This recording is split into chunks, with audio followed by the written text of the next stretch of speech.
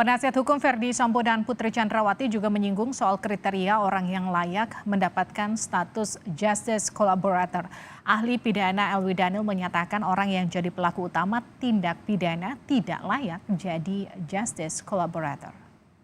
Di sini ditegaskan hanya berlaku untuk tindak pidana tertentu. Kemudian ada pedoman bagi majelis hakim untuk menentukan justice collaborator. Salah satu pedoman itu adalah syaratnya bukan pelaku utama.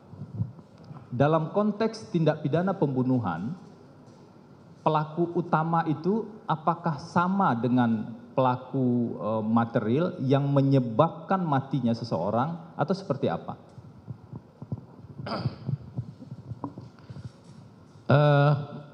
Karena ini ditanyakan pendapat saya, maka penjelasan saya terhadap pemahaman tentang siapa yang disebut sebagai pelaku utama itu, menurut saya pelaku utama itu adalah pelaku yang perannya sangat signifikan dan menentukan di dalam melakukan peristiwa pidana beserta akibatnya itu. Ya, kalau di dalam tindak pidana pembunuhan misalnya, siapa yang menusuk pakai pisau, siapa yang menembak dan sebagainya. Nah, kalau pihak-pihak yang melakukan perbuatan material itu berarti dia memiliki kedudukan yang signifikan.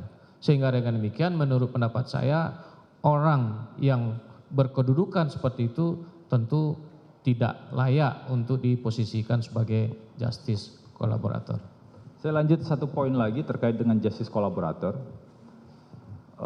Sejarah dan semangat pengaturan justice collaborator ini kan ada seorang pelaku bekerja sama, kemudian membuka peran pihak yang lebih besar atau membongkar kasusnya dan menyampaikan informasi secara konsisten dan jujur. Nah, pertanyaan kami pada saudara ahli, apakah seseorang yang pernah berbohong dalam proses pemeriksaan pidana, jadi bukan sekali bahkan bohongnya, bisa lebih dari satu kali. Kemudian dia juga memberikan keterangan di persidangan secara tidak konsisten. Apakah orang seperti ini pantas menjadi justice collaborator?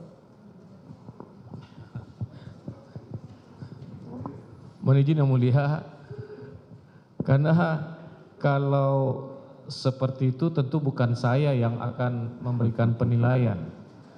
Yang mulialah nanti yang bisa memberikan penilaian, karena sekalipun orang itu diusulkan untuk menjadi justice collaborator, kalau seandainya yang mulia majelis hakim menolak dia untuk menjadi justice collaborator, maka dengan alasan sering berbohong, perilakunya tidak baik dan sebagainya itu tentu dia tidak bisa diterima dan tidak layak untuk dihadirkan di persidangan sebagai justice collaborator.